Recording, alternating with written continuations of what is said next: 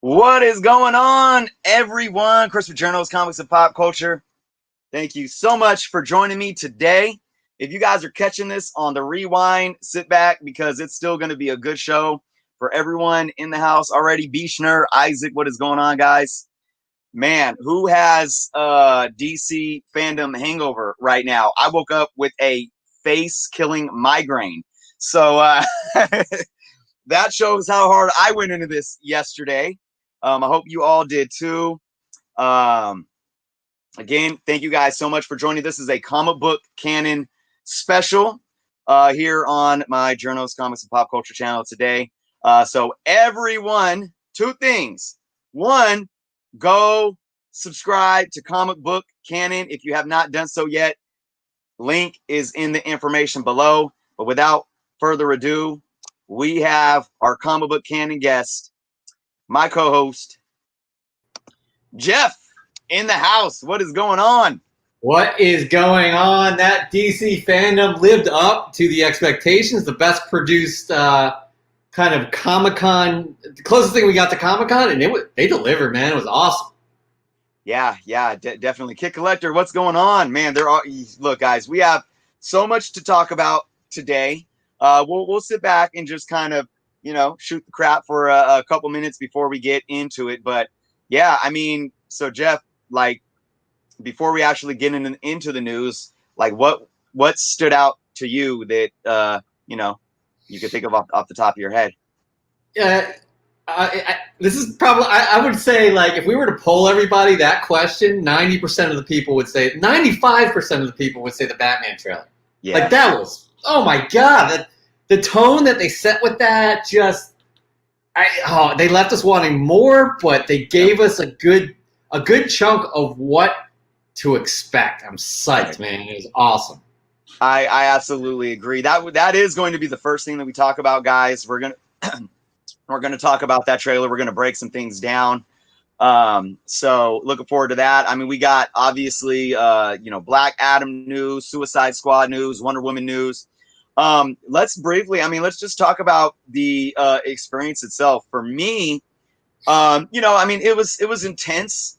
I tried to sit there, all day long. My son was into it. I mean, he kept coming out like every 30 minutes, an hour, like busting open my door, like, "Oh, did you hear?" Da, da, da, da, da. And I'm like, "Yeah, I'm watching it too." Right. But I thought, well, one thing that I don't know about you, Jeff, what you think of this as the production specialist here. I don't know if any of that was actually live from yesterday, though. It was like all chopped and edited and ready to go for yesterday's block. Yeah, that's what you see with a lot of productions today, especially like that. Another example of that was the Apple keynote a few months ago. Some of that was live. Most of that was pre-recorded content. Getting the schedules together of all of those people is a logistical nightmare. Like, of all of those major blockbuster, soon-to-be blockbuster films, logistical nightmare. So that was the best route. You just pre-record all that stuff and you stitch it up and have it just play on as a full-on experience, and it worked. And I hope we see more things. I hope we see more events like that, as opposed to what we saw from Comic-Con that was just like. Yeah, I hear you. I agree, and it really allowed I think some of the interviews to go really smooth. I mean, Yeah. you got the bulk of what was needed to be expressed and talked about. So let's see, we got a few more folks. Raider Bear and Brick Hunter, what is going on? Raider Bear asks a good question. There was comic book news, Raider Bear. Yes. Static X is coming back. Milestone is coming back. So yeah, there was definitely some interesting comic book news. Yeah, indeed. We're going to be wrapping up the show today too with kind of an in-depth comic book talk. It pairs with one of the interviews they did with Jim Lee yesterday. So we're gonna talk about some things and get kind of deep into where comic books themselves, where they're at, these days, or the current state of the comic book industry. So it's not all movies and TV.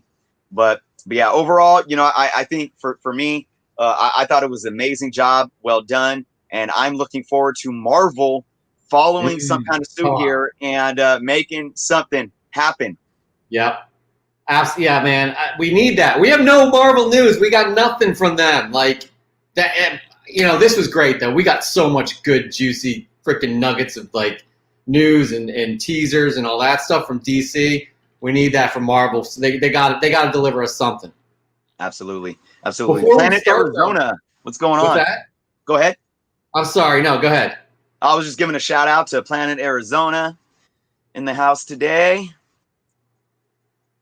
First time. What were you going to say, Jeff? I think we should just give a shout out to some of our friends because there's some additional great content going on tonight as well after our program here. Next is you got Joker M21. You guys should all follow him on Instagram, Joker M21. He's got a weekly show that he does, East Meets West, at 7 p.m. Eastern Time. They know a lot about comics and speculation and all that. They are really fun to watch. And then if you guys all saw Comic Book Canon Friday night, we had a good friend on, Jay DeButcha from Pressable Defects. They have their 500th sub giveaway episode. There it is. They are giving away crazy Venom issues. So if you guys go to their channel at 8 p.m. or before 8 p.m., follow the instructions in the video and enter yourself in to potentially win up to 13 Venom issues. These are all hot key issues too that they're giving away. Mm-hmm. It's insane. So just I would definitely sub up those guys and Joker M21. Absolutely. We got the link to Pressable Defects in the description below too. And again, guys, please, this is a Comic Book Canon special without anything further done from each and every one of you watching. If you are not subscribed to Comic Book Canon, please click the link to the Comic Book Canon channel below right now. Take about 20 seconds to do that and hop right back over here. We are live every Friday night at 6 p.m. Pacific, 9 p.m. Eastern.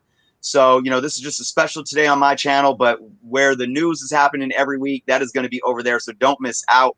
We'll still have a lot to talk about, probably even about DC fandom come Friday still.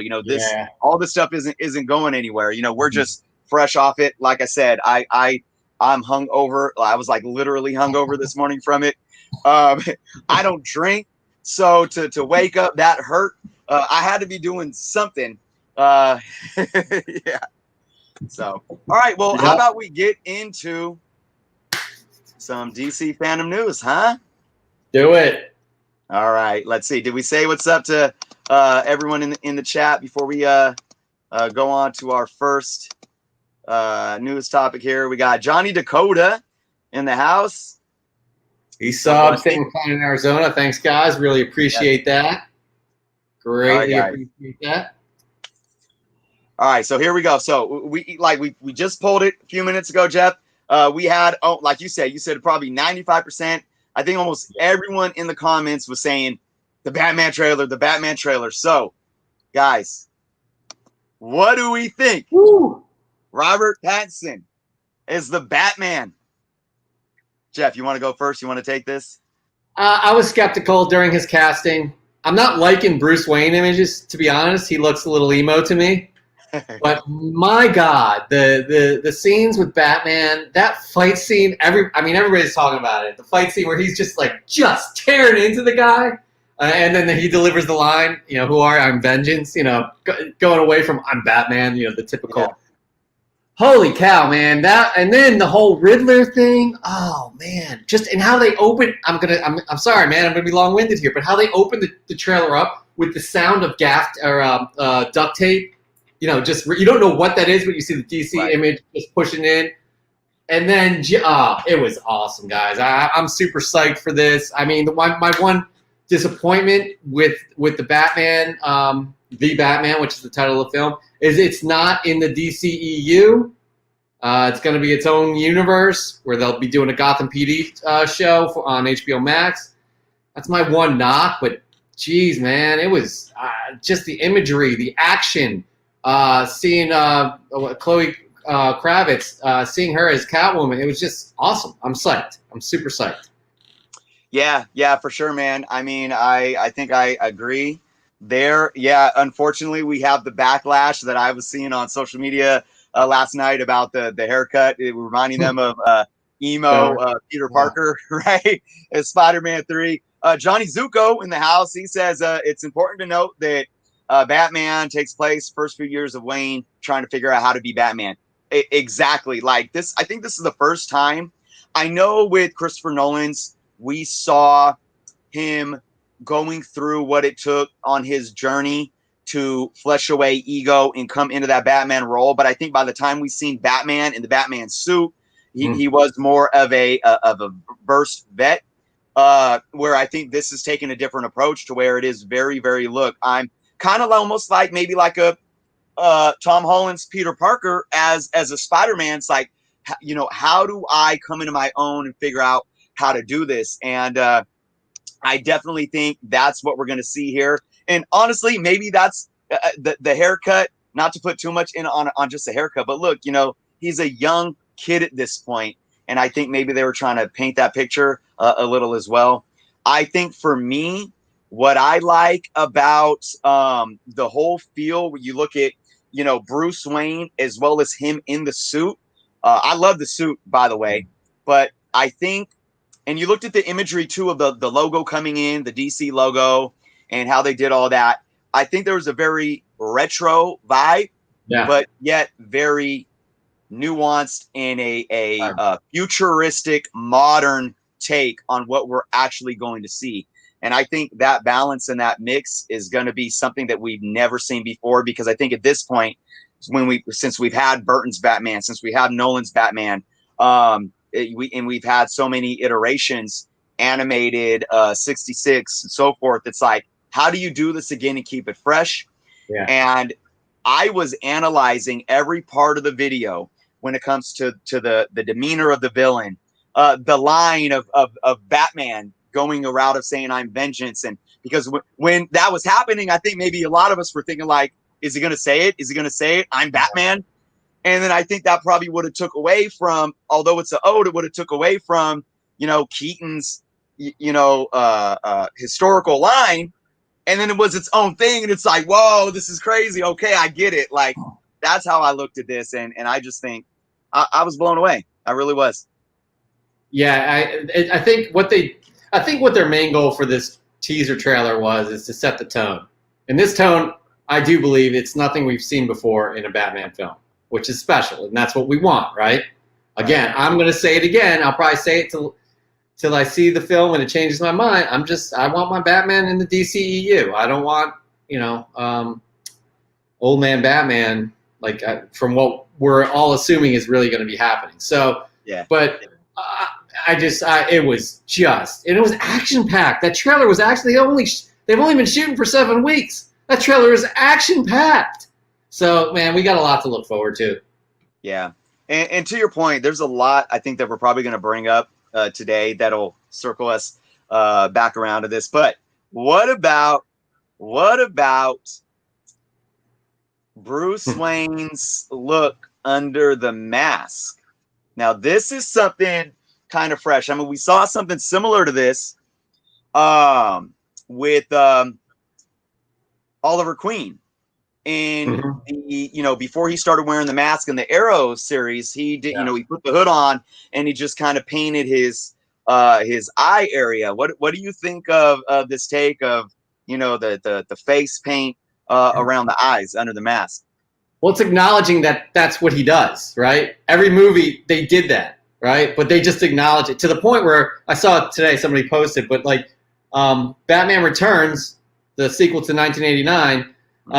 There's a scene where Catwoman at the end takes off he rips his mask off, but there's a shot before where they're setting up that scene. Then you see, you know, the camera's behind Batman to see Catwoman's reaction. Then there's a shot right back on Batman. He has no eye makeup there. They totally messed up, and he ripped it off, and he's just got this perfect Bruce Wayne face. But that, like, this acknowledges it. Like, why wouldn't he do that? Why wouldn't he completely cover his, you know, so I don't think this is an emo type look. I think this is, you know, this is what Batman does. And again, it follows, I think the first time we've seen something like that was in Arrow, the series, which is pretty cool.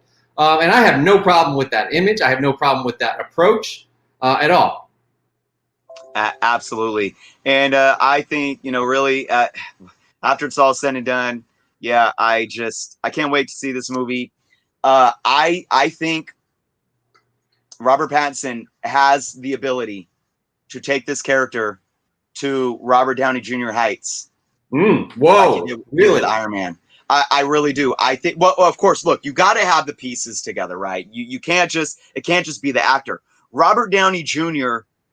wouldn't have had that, 11, 12 year tenure and such success as Tony Stark Iron Man if it wasn't for Favreau and Feige and the Russo brothers and all the players involved that allowed that art to happen. But you have a character that is beloved.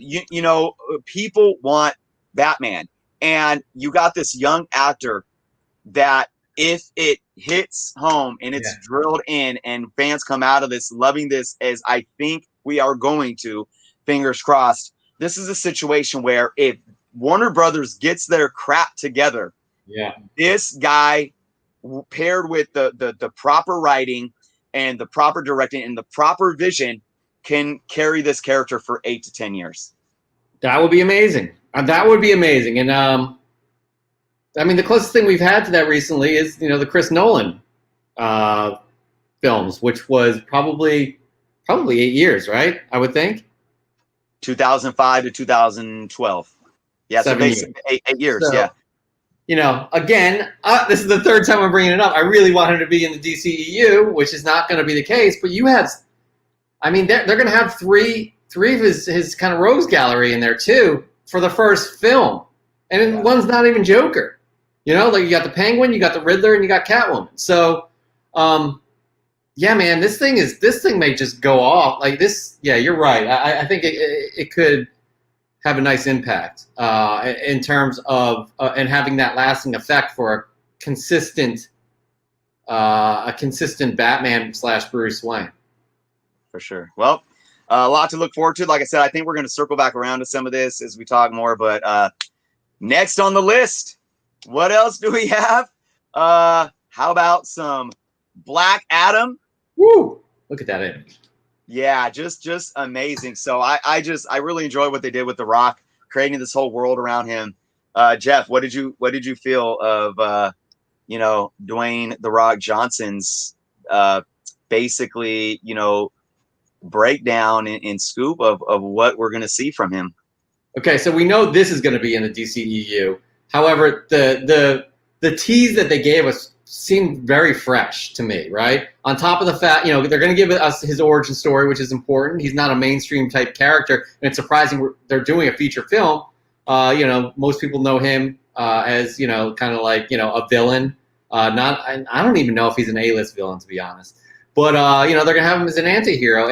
And the way they set up this teaser, it felt fresh. On top of the fact that they announced the Justice Society, which is huge. Hawkman, Dr. Fate. You had Atom Smasher and Cyclone. I think that's awesome. That is awesome, especially this being in the DCEU.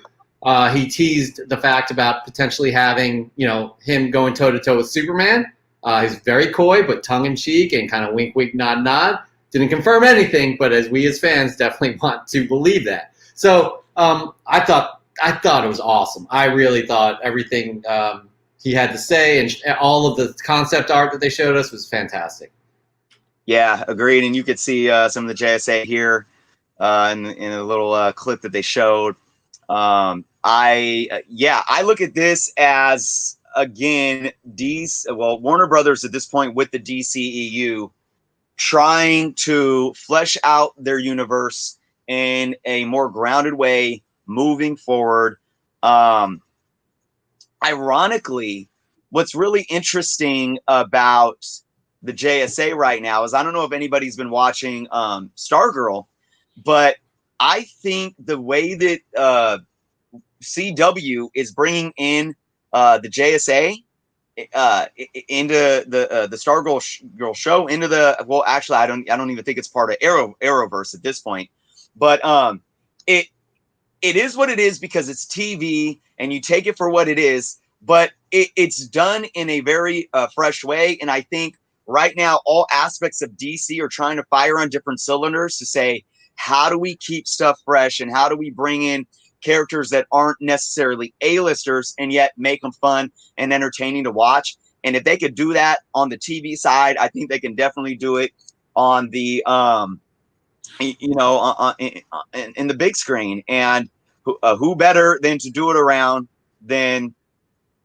Dwayne Johnson? I mean, this guy has just look. I'm not saying that Dwayne Johnson is a Academy Award winning actor here, right? But what he does so well, and it's always fun and entertaining, right? I mean, is there one thing that he's done that hasn't entertained you? Well said. And he said it too. He's like, "You guys are my boss. I'm here to please you guys."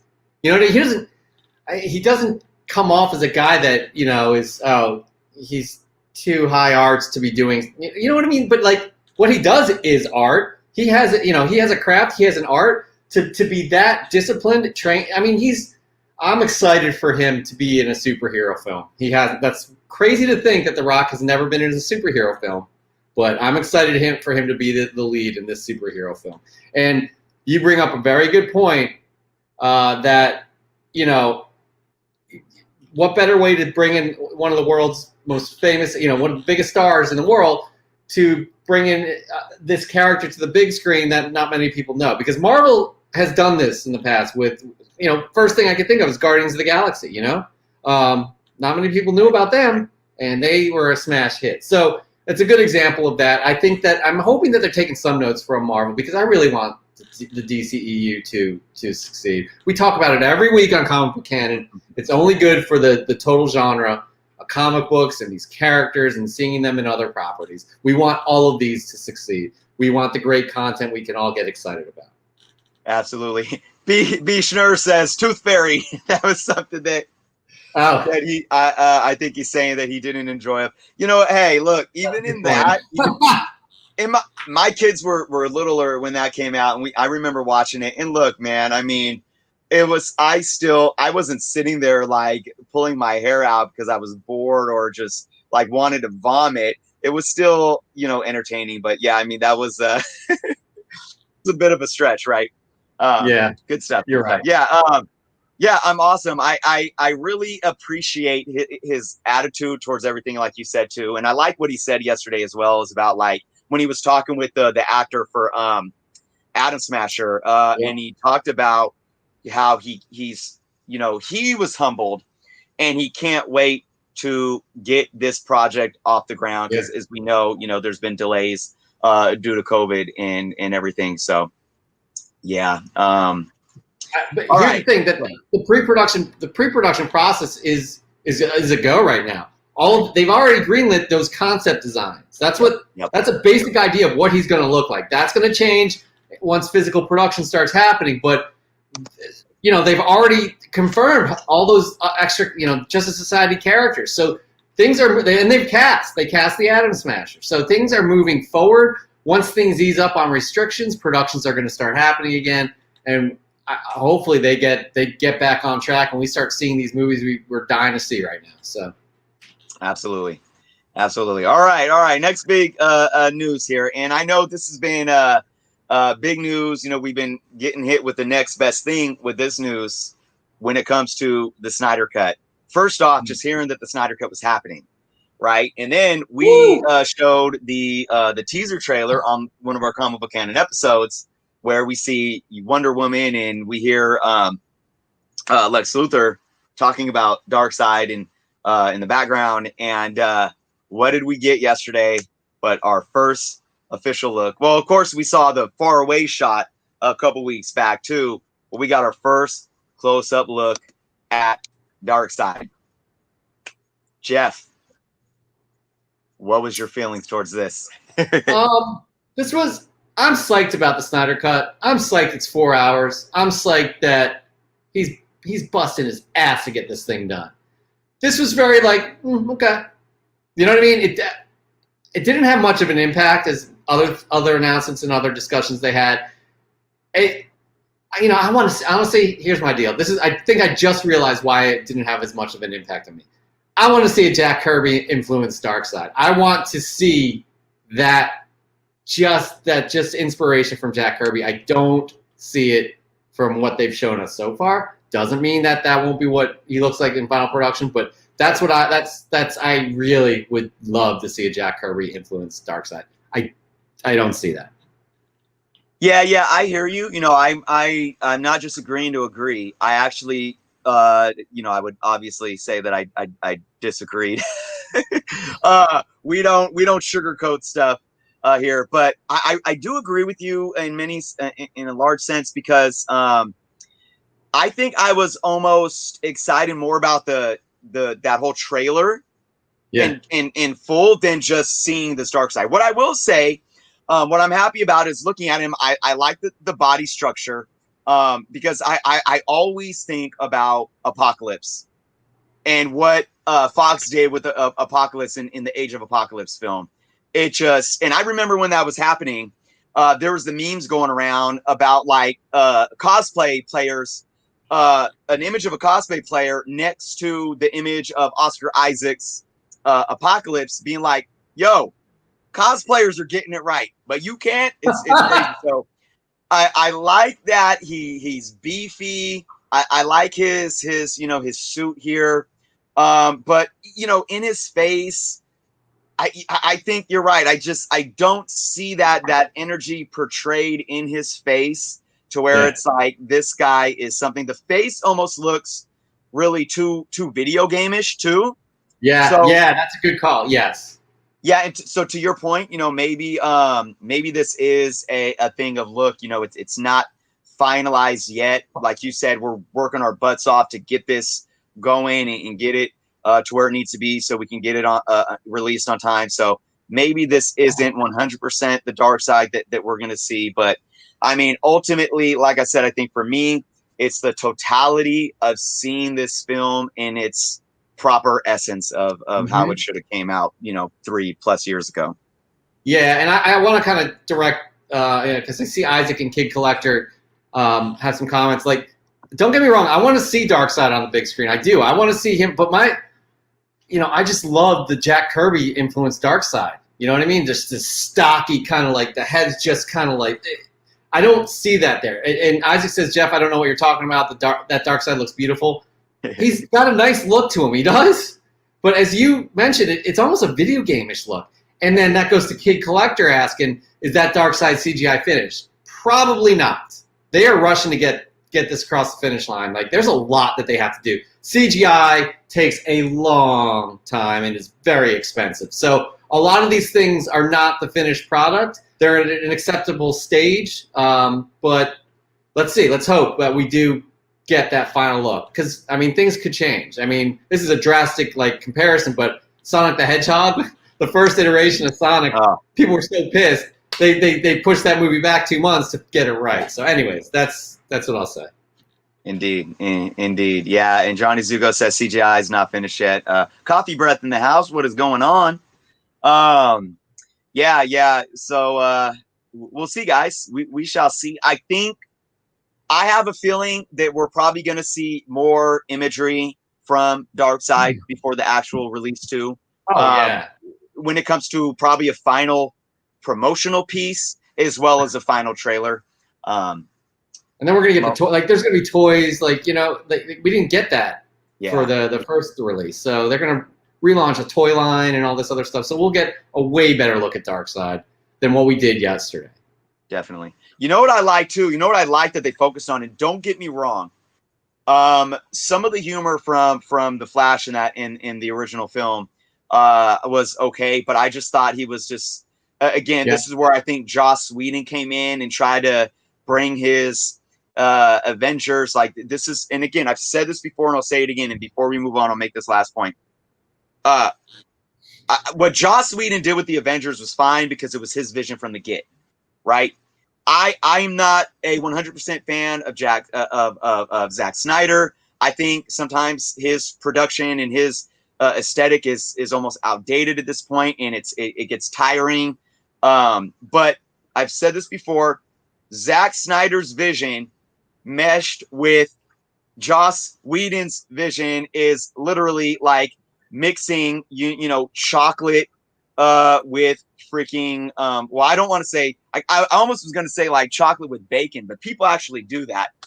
But it's just like it's a combination that just I don't think worked. I liked seeing that last line from the Flash where he was being serious, and then you had Ben Affleck's Batman saying, "Look, we're going to do this together." Because I don't even know if we got one serious line from him in the Whedon cut. So I just wanted to point that out. Good point, man. It's a good point. The Flash was hamming it up way too much.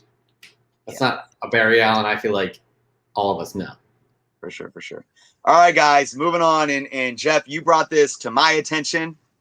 And man, oh man. Okay, so we saw some Flash concept art.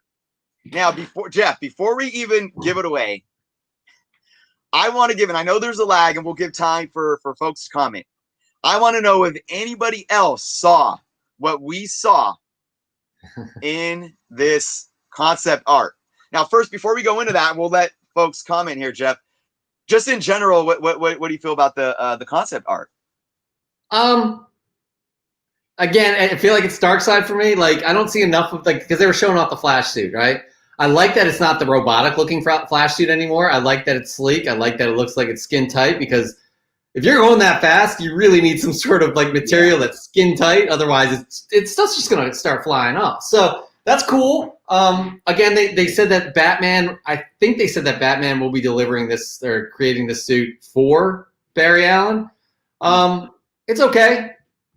Yeah. I agree with you. I think the Iron Man Power Ranger look of that suit was a bit much as well. Yeah. Ironically, what's funny is I felt like the CW suit in their low production quality was better than that. Yeah. And I don't know if that was a Snyder decision or what, but so I hear you on that. Let's see. Oh, we got okay. And we got to put this one up here. Kid Collector. Michael Keaton, Batman. And he goes on to say the yellow space around the bat symbol. Guys, if you didn't see it, do you see it now? Yep. So cool. Look at that. I mean, clearly, even the mask and the jawline. I mean, that's Michael Keaton. Totally. That's exciting. That's exciting. How they're going to do that with him, I guess he's pushing 60. If he's not 60 already, it'll be interesting to know. But time travel, too. Maybe it'll be a younger version of the Michael Keaton Batman, and then somehow he ends up becoming a mentor throughout the DCEU, which is what they're saying, kind of like a Nick Fury type. But that was really cool to see that Batman teamed up with the new Flash. Yeah, and you can obviously, that's Ezra Miller, you could tell, and so this art is on point. This isn't some comic book artist rendition to say, hey, that has the likes of no. These were drawn to portray the actors, and dude, that is Michael Keaton's Batman. So, to your point, is it old Batman? Is he messing with Flash messing with time in a Flashpoint scenario where he goes back to the young Batman, which we know that they can do. They could pull that off easily to make Michael Keaton look like he's 30 years old again. We've seen it done with Michael Douglas as Hank Pym. So it absolutely can be done. And this goes back to what we were talking about with Matt Reeves as the Batman, where how DCEU can be played with in so many ways now by opening up the two things here, the time travel and a multiverse. And you have the ability to, at some point in time, bring Matt Reeves' Batman or Robert Pattinson's Batman into the DCEU with the fact of knowing that Ben Affleck is going to most likely exit. I don't know if he made a statement to say that his announcement of him appearing in the Flash movie, right? Yeah. As well. That's official. Right. And we don't know if that's going to be his last if Oh, he's right, going to be right, done with it completely then. right. But then what does that mean for this too? What does that mean for this Flash film where we have Ben Affleck's Batman and possibly Michael Keaton's Batman? Yeah, it's going to be interesting. Look, it's exciting, but you and I talk about this every week that DC has such a narrow walkway of getting this right. This sounds a little bit too. I mean, I'm excited about it, but it also sounds a little bit crazy for them to be doing this because they're walking on thin ice at this point because of their past kind of failures. Let's be blunt about it, and they have little margin for error. So it's going to be interesting to see what they're doing because this is a big idea that they're going with, and again, Chris and I hope that they succeed because we are really rooting for every comic book movie that comes out. Absolutely. I agree 100%. That thin line. And we have so much here to where we don't know yet. We got to see it with our own eyes. We got to see how it all pans out. And we know that they've rushed up before, and we don't want them to rush this. Because, I mean, I think us as fans looking at all this stuff, like we can play in our heads how it all will work. And we just hope that it works out that way. Yep, absolutely. Again, this is a huge ambition. This is huge what they're shooting for. Let's just hope they hit the mark this time and really get the DCEU on track. They're doing all right with Aquaman and Wonder Woman, right? Birds of Prey, but let's just hope that they're going to hit that mark and be able to just continue to just keep trending upwards. Absolutely, absolutely. So, all right. Well, talk about trending upwards. I think that this group or squad is definitely trending upwards. So we got two things to talk about when it comes to Suicide Squad. And honestly, okay, as much as I'm excited about the movie, we'll talk about the movie a little bit. But how about that video game trailer? Mm-hmm. And here we got the first look at Superman, evil Superman. That trailer to me was just amazing. I don't know if besides, okay, and I know we're talking about DC here, but besides the Miles Morales, that Miles Morales trailer gave me goosebumps. Yes. But this trailer was like, sit up, grab some popcorn, and be entertained for almost 5 minutes. Yeah. It was like a short. It reminded me of like a short or something. Yeah. It really didn't feel like a trailer. You just said it's a mini story that teased at the very end what the game was, but you were introduced to all the characters that are going to be in the game, right? And then they did a great job of having them just ham it up because that's what this tone of Suicide Squad is, this iteration. And that was fun. And then, you saw Brainiac's ship, and then there's all these aliens that they're just kind of knocking off here and there every once in a while. They get into it with each other, and then at the end you see what the setup of the game is, and that was really, really cool. Absolutely. Oh my God! Look at him. Here's the shot. Yeah. Look at him. I could just stare at this for a while. Amazing. Yeah, I am. So my oldest son he's been trying to save up to buy a PlayStation 5.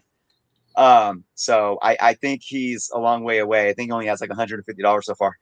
But it's like, son, go do some chores because I want to play this one. Because I do believe it's only going to be on the next gen consoles. Oh, is that so?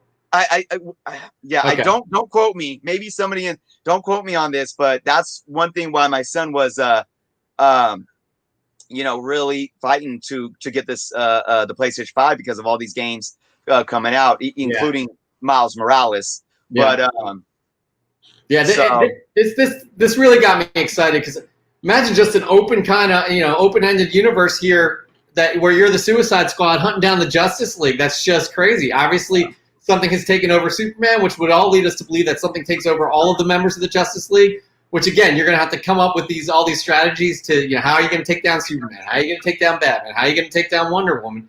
That's cool. So especially with these kind of throwaway characters, not throwaway, but these really kind of ragtag team like that. I think that's exciting. This definitely piqued my interest.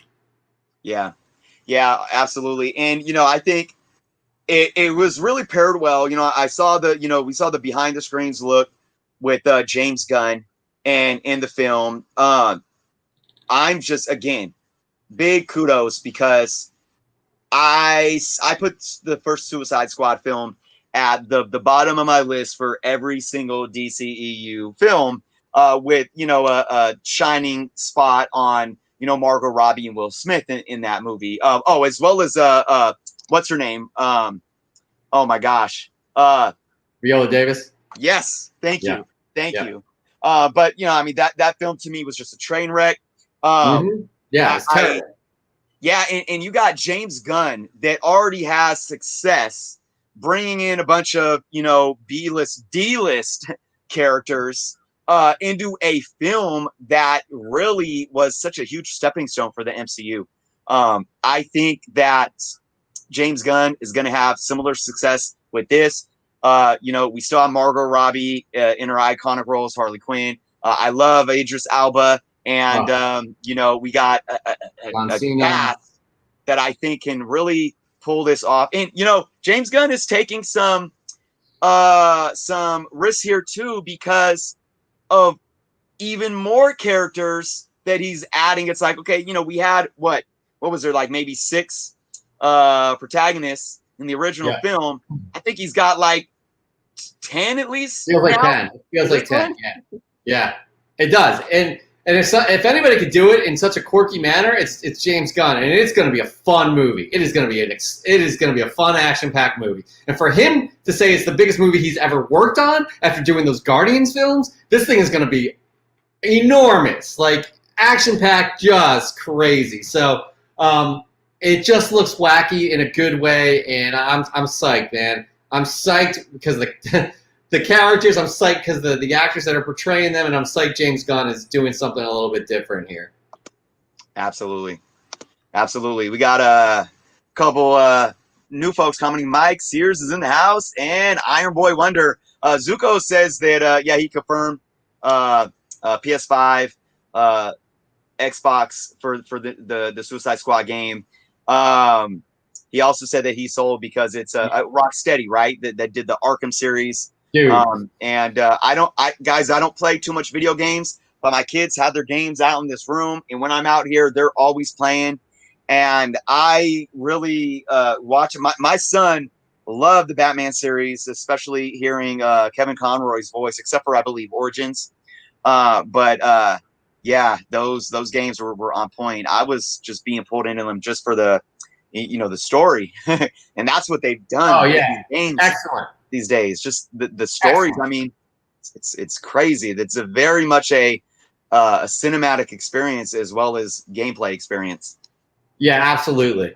By the way, side note: if anybody has not subscribed to Comic Book Canon, why don't you head over Comic Book Canon on our YouTube page? Subscribe over there. We do a weekly show. We're excited to do this DC follow-up, DC Fandom follow-up. There was so much there, but just kind of want to remind you guys to give us a sub at Comic Book Canon. Sorry about that, Chris. Absolutely. No. Yeah, link is in the description below. So, again, you guys, we're going to be here for a little while longer. You need to go do that now. Go click the link, give us a sub, and come right back over here because that's where the show is every Friday, 6 p.m. Pacific, 9 p.m. Eastern. You guys do not want to miss it. So, let's see. Iron Boy's excited for all the upcoming games for sure. How about another upcoming film? And again, this is another one that we've seen a lot of, but we got a bit more intimate look, and that's Wonder Woman 84. And specifically, we got a closer look at Cheetah. Jeff, thoughts?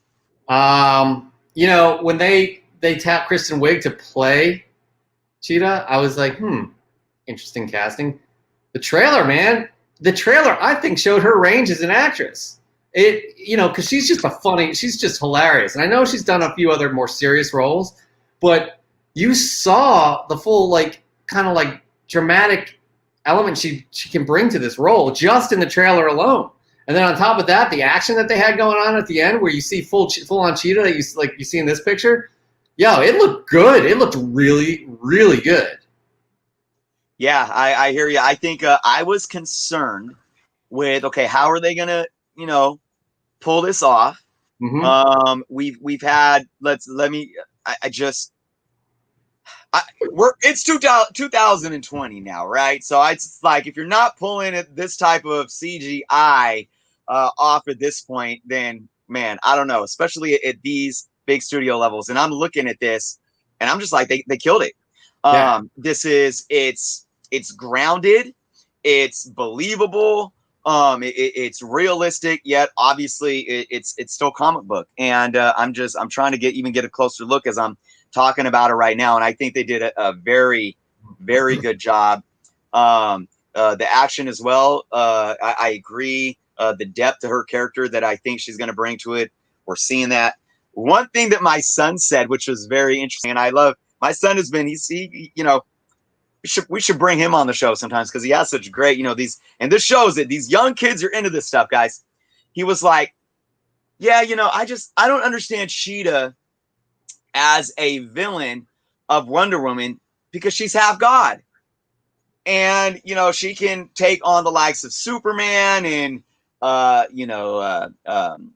Steppenwolf or whatever it may be, or Ares. But yet, so what's so special about Cheetah that makes her a credible opponent of Wonder Woman? I'm like, hey, that's it's a good point, and I don't know too much and have too much depth of knowledge to the Cheetah character, but I am hoping that depth is there, so she does turn out to be a worthy foe of a half-god Amazonian. They'll address that in the film, no doubt. Patty Jenkins is really, really great director, and again, some of her decisions, like tapping Kristen Wiig as this character, is it Barbara Minerva? I think is her civilian name, shall we say, not her villain name. It goes to show that they're going to take a realistic approach by realistic I mean, Wonder Woman would have trouble with this person because, right? So, I think they're definitely going to address that, but we don't need that addressed in that trailer. That trailer was fantastic, man. It really sucked me in, and I'm super psyched for this film. You guys, we're all forgetting here. This film's done, right? Yeah. The film is done. We're just waiting for the moment where it could be on the big screen. And they said that this deserves to be on the big screen. We're going to try and wait this out. They said that too, which I found interesting, and I agree to a point. But unfortunately, we're not going to see it on anytime soon. Let's address that real quick because we have films that are still slated to be released this month, and we have one more week in the month. What are your thoughts around that? Because I know I've heard Regal has been in talks to open up some of their theaters in certain parts of the country. I'm in California, Northern California. Nothing's opened up yet. I don't think that's happening in the state nationwide. So let's just say that certain states allow theaters to reopen. Do we think that an entity like Regal, for example, is going to say, okay, we have 12 states that are going to allow our theaters to open? Are they going to even want to run with a film knowing that the amount of theater capacity in theaters that are open are going to be so minimal? We could devote a whole show to this conversation, honestly, because it's complicated, right? Every state has different restrictions or regulation. Every state is dealing with different kind of spikes. Every state, it's all different across the board. As a distributor, as a film company, as a production company, as owners of Wonder Woman property or Black Widow property, you're going to want the most bang for your buck. And are you going to release this film at a 30% global capacity in theaters? Yeah. I don't think so. Johnny Zuko just asked, would you, if they release it to VOD, would you guys pay for it? Absolutely, I would. Yep. I'm going to be paying from Mulan for two reasons. I want to see that film, but also I want to vote with my wallet, right? Right. So yes, but it's a complicated situation that I don't know, because again, you as an individual, do you feel comfortable going to a theater at this point? Yeah, no, absolutely. And to Zuko's point, I wouldn't just pay $30 to watch it on video on demand. I would pay like $40. But keep in mind, that's for a family of 4. If I was a single man and I was in my house alone, I might be a little more apprehensive to that.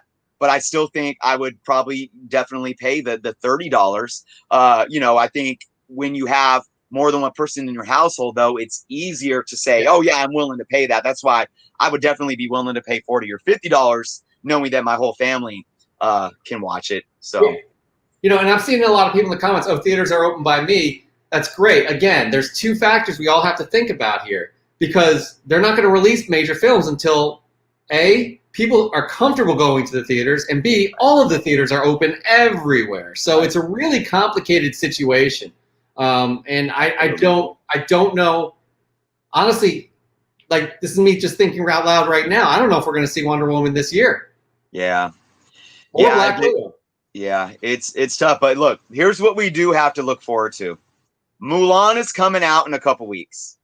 Video on demand. We're going to see how this does. And I think we'll probably talk about it in 2 weeks on Comic Book Canon, Friday night show on our channel. And we'll kind of get an idea then, and we will definitely be following that, because I think the release of Mulan is really going to open up the door to allow us that peek into what the next few months are going to look like. Yeah, you're absolutely right. It'll be that's going to be a point. It's gonna determine a lot of things. We'll see which way it goes though. Yeah, I'm reading that. So yeah, we got some spots in Florida, some in Ohio. So yeah, really interesting. One more thing to point out is I'm wondering, say Mulan has success, say that pushes Disney to release Black Widow, which might allow DC to look at Wonder Woman. Do they do a twofer where they do release it in the theaters that are open, but still allow that $30 price point video on demand, nationwide or regional wide, wherever they're able to do that. That's what's happening with Mulan. They're releasing a bit. They're releasing it on VOD on Disney Plus, but they're also going to be releasing it in theaters in specific regions around the globe. Okay. So we'll see. Right. I don't know. We will see. Johnny Zook is calling it right now. Black Widow will be on Disney Plus because on Movie Web and Screen Rant, they're saying that the higher ups are already thinking about it. Everybody's thinking about it. They're going to see what happens with Mulan. Right. That is going to be a big determining factor. Not the only determining factor, but it will be a big determining factor. You guys want to see Black Widow? I highly suggest you guys go rent the Mulan on Disney Plus. For sure. Justin Bear says, I want to see Liam Neeson as Green Arrow. Hey, not bad, but Green Arrow Liam Neeson is really old now, but that's a good take. I could have seen him doing that when he was a little younger. Yeah. Okay, we got to pause here. Master Sit with the super chat. Thank you so much, Master Sit. We really appreciate you in the support. Master Sit states Warner replaced Wonder Woman posters with dates.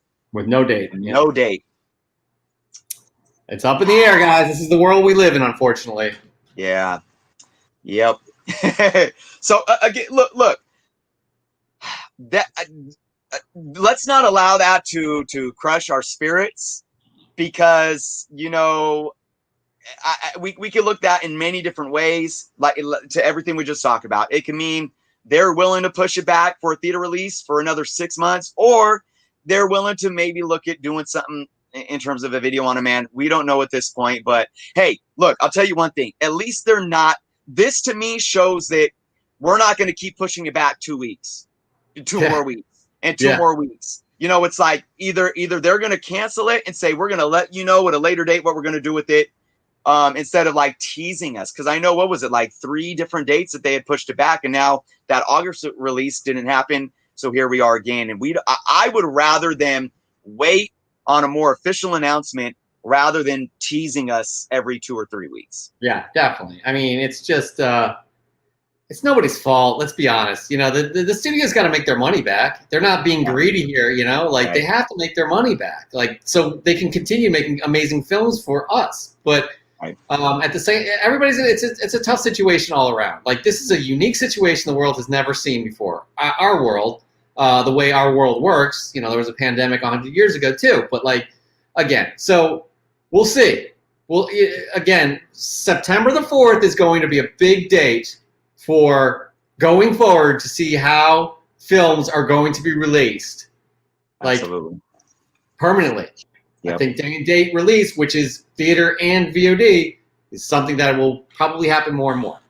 Indeed. All right, great stuff, guys. Man, so we got one more piece to talk about today, and it's gonna bring us back to comic books. I mean, so much movie news, which is exciting but kind of depressing at the same time because we don't have theaters. But we could still sit here and enjoy comics, right?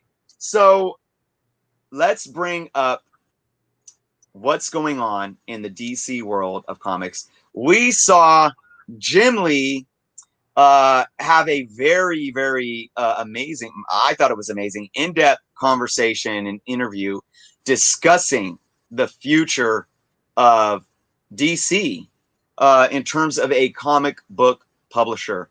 Now, I don't know how many of you guys checked this piece out yesterday. You know, I know that Fandom was heavily saturated with, the multimedia of video games and movies, but come on, it's like we're all here for the love of comics, right? So I thought what Jim said yesterday was extremely motivating and empowering to know the direction of the future of not just DC, but comic books in general. Now, certain key pieces that he did touch on was, and I don't have any specific quotes, but I did take notes, and you know, he discussed inclusivity and the growing rate of diversity within comic books.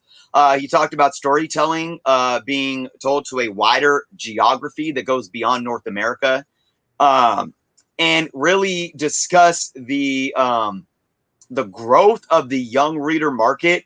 DC did launch a young reader line that's been extremely successful. And I know Jeff and I have talked about on our comic book canon shows in the past.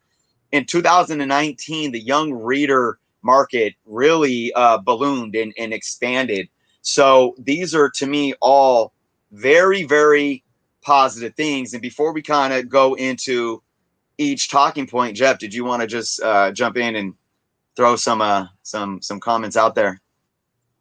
I think it's encouraging how he addressed this issue. I'm glad they addressed this issue at such a huge event. It's important, and it's what, you know, we need to represent the whole world. We need to represent different types of people in this world, and no better way to do that on comic books, TV, movies, you know, literature, everything. So it's very important, and you know, I don't want to get too heavy here because but something as a white male, I've had to kind of rethink my thought process and worldview at times, and not be so boxed in, and you know, have an understanding that people who are not like me may not relate to certain things that I relate to, and want to see representation of themselves in certain media properties. So I'm all about this. I'm glad they addressed it. I'm glad Jim Lee really has kind of came out with a strong statement about it, and I'm all for it. Right. And one thing that when we talk about inclusivity and diversity, and understanding that the landscape of the world doesn't just look like us, whether it be the color of our skin, whether it be our gender, whether it be the religion we believe in or the culture that we grew up in. He talked about how, and this is where I talk about this a lot. People think that comic books, the physical comic book industry, is dying, but it's healthier almost than it's ever been. And Jim Lee spoke on the fact that it's just not a North American market now. The markets worldwide are growing, and we got to understand that there's different cultures worldwide that when it comes to art and storytelling, they have to culturally speak to them. I'll give one example. McDonald's, as a fast food chain. We could go to McDonald's from California to New York, to Florida to Montana, and McDonald's is going to be the same thing. You know, you got your quarter pounders with cheese and your Big Macs and your fries, right? McDonald's is one of the most successful global multi-billion-dollar companies in the world, okay? And they're not slowing down. But if you look at their restaurants in Japan or China or India or even places in Europe, more say the Mediterranean countries, that's very different, and they cater to those countries. They're not serving Big Macs and quarter pounders there. So I look at that at like comics as well. Why do we want to push something that only one demographic would be interested in? And one thing I want to add here that Jim Lee said yesterday is it has to be authentic. And I think that's the key. And we've talked about this before on our show as well, where when you talk about diversity or inclusivity or bringing in more black or brown characters or female leads or even LGBT community members, there's been pushback that I might be able to understand. And that's when I talked about this, is where it's like it's not genuine. And I looked at what Marvel was doing with their new Warriors team and some of the other characters that they introduced, when it's like it's a bunch of middle-aged white males writing these stories. So I understand a pushback to saying if you want to have inclusivity, if you want to have diversity, you got to start with behind the scenes and you got to start with the creative teams, right? So it's like us being middle-aged white male Americans trying to write a story about Ugandan school children or something, and we've never been there, we've never seen the country, we've never seen the culture or something like that. I mean, you want to jump in here and touch on that? Yeah, I mean, I can't. As a white male, it's going to be hard for me to write from a perspective as like a black woman. You know what I mean? Like I can't write like. So you got to you got to have that diversity in the people that are writing your comics, telling your stories, to be able to tell different types of worldviews, right? And Mike Sears, I'm not talking about attempting to change comics like with well-established characters. I'm talking to have people be able to relate, that they see themselves on screen. And it could even be as simple as gender. Like, I have a 4-year-old daughter. I want her to feel like she could do anything she wants to in this world, be as strong as she wants to in this world. And I really want her to be able to look up to diverse female characters who kind of pave that way. She's really kind of taken a liking to Spider-Gwen and Captain Marvel, those kinds of characters. But we're not talking about trying to change characters and existing characters to be able to fit somebody else. But it is about representation, whether it be the professionals that are writing these stories or the characters that they're writing about. We got to have different ways of, like, people grow up differently everywhere, and we got to represent that. Right. Yeah. And I think to that too is that, and I always say this, we got to understand that I think there always should be, and I'm speaking from a business perspective, any kind of industry shouldn't neglect one demographic. Okay. So, if we focus on, the North American demographic that looks a lot like you and I, we don't want to be neglected in any way. This demographic doesn't want to be neglected. We still want what we love, but at the same time, we have to understand that in a global market, there has to be a little bit of this, a little bit of that, and a little bit of that. And again, I'm trying to be empathetic here. I think one thing, as fans that are like you and I, maybe we're older because we've grown up reading comics for 30 plus years. That's where the middle age term comes from, because we're not young guns or young bucks in this hobby. We grew up with things a certain way. And one thing that I don't like, say with Marvel, is that there's no continuity anymore. Like, they keep wanting to change things and make things fresh, which is good, but they do it at the expense of like retconning, and everything that I just read for the past like 20 years never happened now. So that, and again, that doesn't have anything to do with like race or gender or anything like that. It just has to do with like storytelling within a universe. It's just like, seriously, we've been involved with the MCU for 12 years now. Can you imagine the next Avengers movie coming out or something coming out that like retcon Robert Downey Jr. and Chris Evans and everything that happened, I'd be pissed. Totally. Now, We've invested in it. Yeah, we've right, invested in right, it. right. You've invested in this. But you know what Yeah. you can do? You can create, you could dive into the multiverse. Yep. So instead of retconning Peter Parker, you can say there's this other kid, Miles Morales, that is a Spider-Man of sorts from a different universe. So that way it doesn't impact the character that you identify with growing up. There's also like, well, there's even like Black Label, like DC did with Black Label type stuff, or even what Marvel was trying to do with the Ultimate. Now, I know the Ultimate now is part of a multiverse, but originally it was supposed to be more of a young reader, or not a young reader, but a fresh modern take on these characters, where it didn't change the Peter Parker storyline that had already existed at that point for 40 plus years, right? So there's different ways that you can bring in new characters, fresh characters, without diluting what a certain demographic grew up with for such a long period of time. I mean, they're doing that within the 616, the legit, well, not legit, but the Marvel universe that were the biggest Marvel universe, not the Ultimate, all that. And they brought Miles in, and it's seamless, right?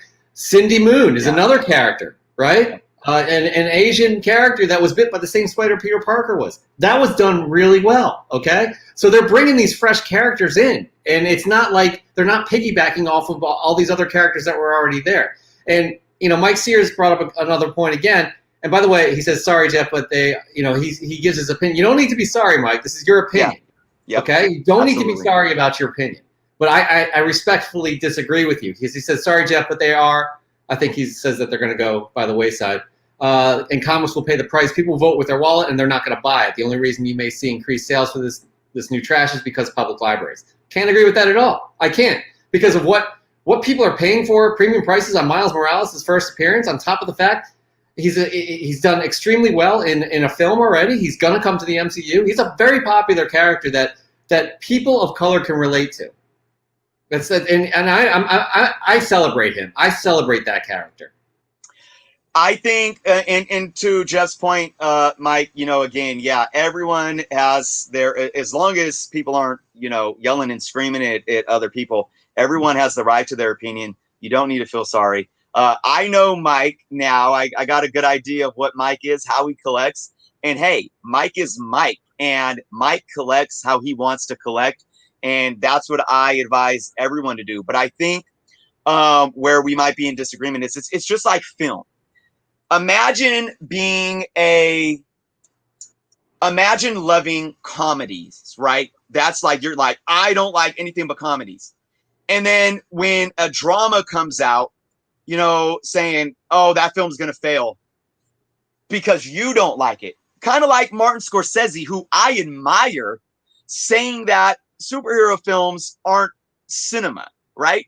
These are opinions because we hold, as art is subjective, and we as fans of certain types of art, we like what we like.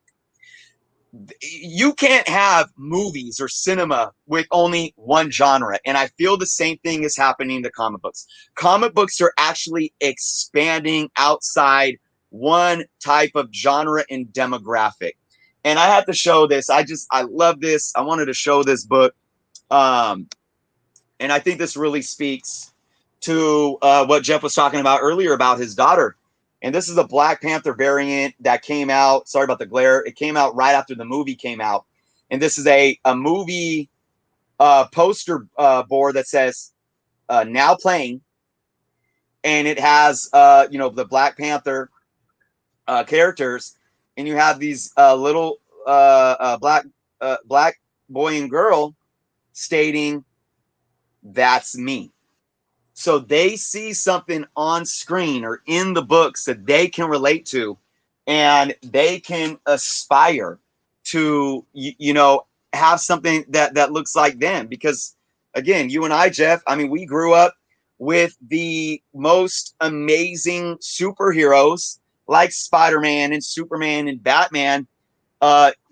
being reflections of us, and it was easy for us to say that can be me. I mean, look at Linda Carter in the 70s popping up on TV and being this strong Wonder Woman character, and the little girls, just doing the spin and the grabbing a jump rope and emulating everything they saw on TV. So I think these things are very valid.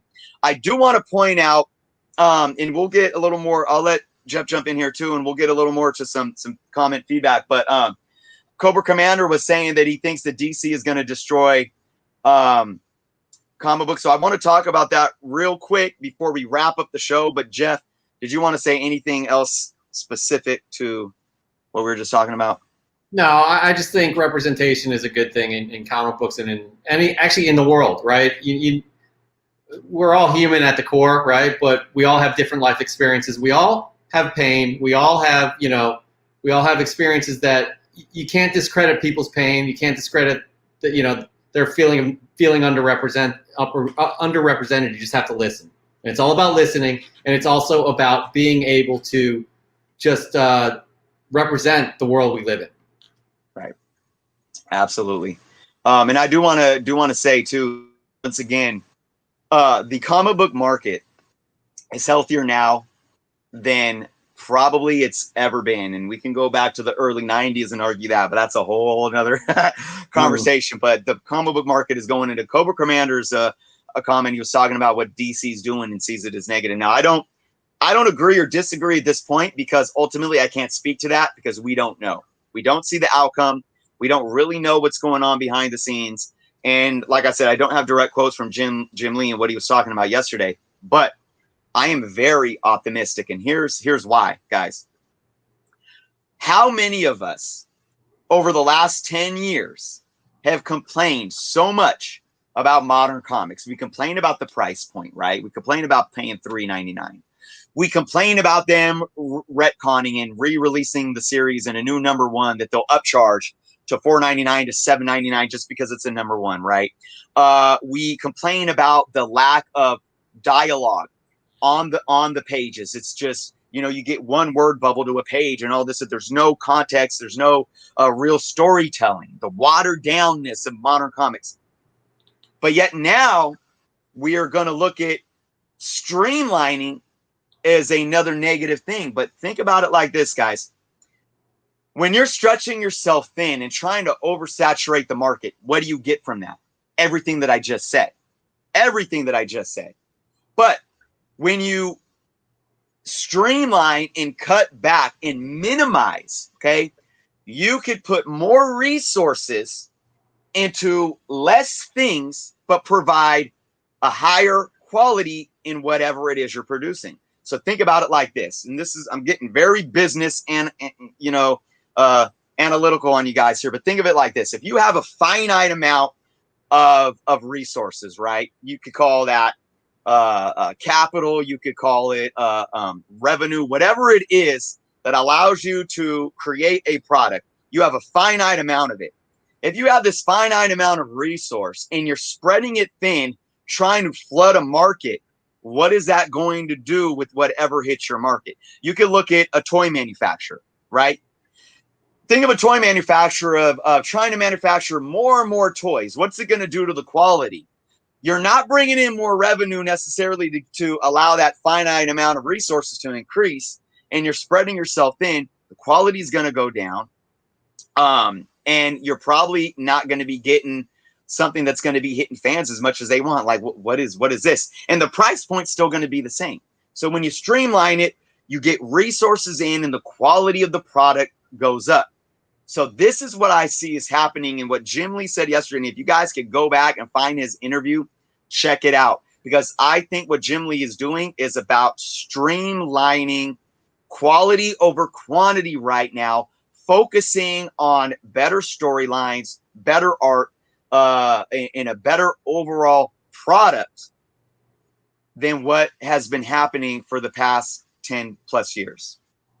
It's exactly it. You got to be. You only have so much attention span as a consumer, right? You can't pick up every title, but as a publisher too, you kind of want to just bring it all back in and just concentrate on what you're good at too, and what's doing well, what's hitting the mark. I mean, that's kind of like what's going on here, and I think it's important for publishers to be able to audit themselves and be like, you know what, we got too much going on here. Let's start, putting our resources to the things that are working and kind of cut the things that aren't. Yeah, and I think, look, for those thinking, because I know Jim Lee made a statement about pushing more global digital. I think people took that completely out of context. I read everything that he stated about that, and I don't think it even relates to eliminating the physical product. I think what they're doing, and to Cobra Commander again, he said he's salty because some of his favorite titles are being canceled, so I could totally understand that as an individual. Think of it like this, though. Digital, the success of digital is actually going to help the success of print. Hear me out. Hear me out. You streamline your resources like we were just talking about to whatever is being printed physically. That $3.99 price point, you're going to feel more comfortable paying because the quality of the product you're getting is going to go up. Now, DC can save a lot of money, save up on resources, and streamline direct-to-digital content for $1.99. So what does that do? It saves money for them. It saves money for you. So even though you might be hesitant to go the digital route, if it's about the story, you can still have access to the story. And guess what? Now you can access it at half the price. And guess what he also stated? If a book that is released solely to digital is successful in digital sales, they will market it physically to a limited print run. So guys, you have a win-win situation here. I don't see much negative at all in how they're approaching this. Besides your favorite run might be getting canceled right now, and I can see how that hurts. Go ahead. Probably not the first time that's happened. Like it happens to all of us, right? Yeah, it happens to all of us, and it's unfortunate, but it's part of the industry. And you're exactly right. I really like that he's addressing this and explaining the strategy because it is win-win. That's it, win-win. Yeah, definitely so. Man, great stuff. Really enjoyed everything that was presented yesterday. Now on to Marvel doing something. So guys, we'll hang out for a couple minutes, guys. If you have any other questions or comments that you wanna leave, but man, yeah, again, what a 24 hours, huh? Yeah, it really was. It was. And here's another thing. That was part one of DC Fandom. They're doing something on September the 12th as well. Right. So if it's anything like yesterday, we got a lot to look forward to. But here's the thing. We're missing a voice in this room. Where's Marvel? Where are their announcements? Come on, guys. Give us something. You missed out on Comic-Con. DC had this huge event. What are you guys going to do for us? Please. We're dying here. Absolutely. We're dying. Yeah. So hopefully, obviously it takes a lot to put an event like DC did yesterday. They're not going to put an event like that together, but give us some announcements here. Talk about some casting. Let's do this. Kid Collector. Oh man, Kid Collector. We're both. I'm telling you, man. We got the fandom hangover, man. Yeah. It's been a long 24 hours for us. I literally woke up with a migraine that was my whole side of my face. I'm still feeling it now, but I just was still so excited about, everything that happened and coming on here with you guys and with Jeff and being able to talk about this. Yeah, just had to do it. Hey, Isaac's got a very, very good point. Isaac Maynard. Everyone's excited to see Black Adam face Superman. I'm excited to see Black Adam face Shazam in an upcoming film. That's what I'm excited. Yeah, totally. Like that's what we thought when we heard about The Rock being announced as Black Adam officially, because I guess it was always rumored, and especially he's revealed he's been working on this project for over 10 years. We want to see him face Shazam, which apparently is going to happen in Shazam 3 or maybe or maybe Black Adam 2. I don't know. But I'm totally with you, Isaac, 100%. Absolutely. Yeah, I agree. I would have rather seen that. And you know what's really cool about that, and I know, or I don't know because I haven't seen it, but I think the tone of Black Adam is definitely going to be different than Shazam. I definitely think it's going to be a little darker, and I really don't know if we're going to see much humor. But we know that The Rock can bring humor, and I think that once we get that matchup, I think we're going to see a nice depth added with a little humor that The Rock can be really good at, and I think it can work very well. I think the humor is going to be coming from his reaction to Shazam. Let's be honest, because the tone that they sent with that teaser, The Rock, he is all business. He doesn't mess around. He's a character that does not mess around. Right. Steve Bradley, Boxes of Comics. What's going on, guys? Let's see. We got New Mutants coming out. Okay, yeah, that's one thing too. New Mutants coming out on August 28th. Will it be good or a dog? One thing, that's another film that's set to release, and we'll see what happens. But I actually think that New Mutants is going to be a decent film. I agree. I mean, I think Fox has let us down a lot. But although I really enjoyed Days of Future Past, I think that's out of all of them, that's my favorite Fox X-Men film.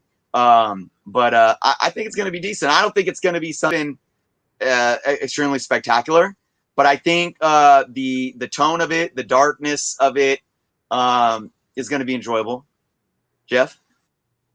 I mean, there are a lot of people that are excited about this, and we absolutely don't want the last taste of the Fox saga in our mouth being Dark Phoenix at all. That was trash, man. Like, I was, so bad. I have heard good things about New Mutants. I have high hopes for good New Mutants. But that will, no matter what, whether it be good or bad, that is the final Fox production. And like we said, I mean, I don't think, Feige and Disney, they got to understand that they think that this is going to be a decently successful film, because I just really think they would put it to video on demand. You're so right. Or Hulu, like they could have easily have done that, but I think Disney, and again, Disney has a great track record.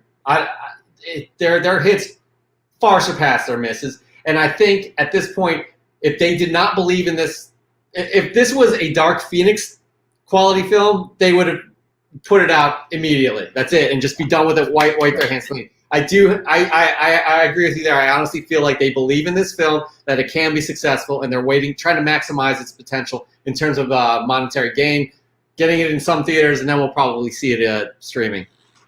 I just started laughing because Kid Collector said, imagine if Kevin Hart is somehow in Black Adam. You know what? Why not? Why not sneak him in there? Like, they're great together, by the way. So, my God. Yeah. How about this? We get our Black Adam. We get that serious, hardcore Black Adam. We see Black Adam show up in Shazam 2 or 3 or whatever, and then Kevin Hart comes out in that film and is like, what? Black Adam? Where? Throwing at it. I mean, I don't know. They don't cameo in each other's. I mean, those guys are the two biggest stars in the world.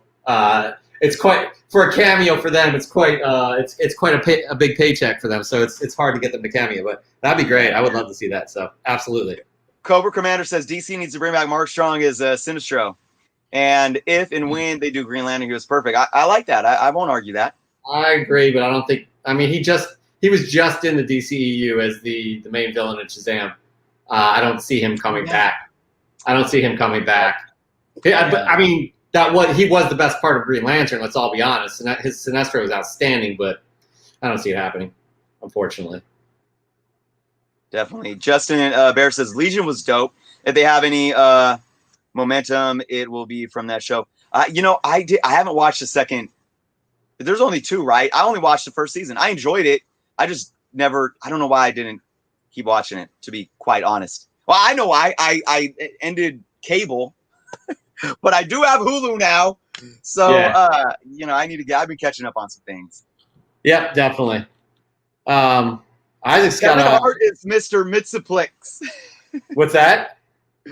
Kevin Ironheart and Mr. You Mitsuplex. know what? Honestly, if they ever cast that character, he would be awesome. You're absolutely not? right. He would be great as that as Mr. Mixoplex. Absolutely. Oh, look at Jay's in the house here. Hey, you guys all got pressable defects. The link is below. If you guys want to win any of those hot Venom issues that they're giving away for their 500 sub giveaway, go check out their channel. There's a video that instructs you on what to do, and make it happen. Like, it's ridiculous the Venom comics they're giving away. No doubt. Indeed, no guys, doubt. check that out. Yeah, what is it? I think it's in what we got. We're 1 hour away. So 8 o'clock Eastern, 5 o'clock Pacific. So guys, definitely check them out. They're a fun group of guys. They know their stuff. And they tell it like it is. So absolutely subscribe to them. Indeed. Right on, Jeff. All right. Well, thank you, Jeff, for coming over to my channel today to do some comic book canon goodness. Thank you all. This was fun. Like I said, man, just what a day. We will still be talking about it throughout the week. Jeff, final words. Final words. There's a lot to be excited about DC in general. You know, we do lean. I'll admit I lean towards Marvel, but I do love me some DC, and I was really happy to see them put on a fantastic event, giving us really kind of juicy tidbits and things we can all be excited about. Let's all support DC, because DC does well, Marvel does well. We keep getting all of this great content. So let's all be happy about what we had there. September 12th is the next DC fandom. We'll see what we get there. Absolutely. Yes. So just real quick, for what we got going on with Comic Book Canon in my channel, obviously, Comic Book Canon, 6 p.m. Pacific, 9 p.m. Eastern, every Friday night, guys. Go check us out. Keep supporting. Obviously, the channel is still freshly new, and we're still growing, but we appreciate each and every one of you. Share, spread the word, do what you can. For my channel, I got a lot of stuff going on, as always, this week. I will be showing off my new press this week. It's man, I'll tell you, man. If you're in the market to buy a press, you got to really do your research. So I got that coming up, and I haven't announced it yet. This is the first time I'm talking about it officially. For next Saturday, I will be finally having my birthday celebration live stream. Hopefully Jeff can show up and hang out for a little bit. I already got a couple other guests secured. So, guys, put that on your calendar. I don't know exactly what time on Saturday, sometime in the afternoon. I will announce it within the next couple of days officially. Other than that, for Jeff and I in Comic Book Canon, we'll see you next Friday, 6 p.m. Pacific, 9 p.m. Eastern. Comic Book Canon. See ya. Thank you, guys.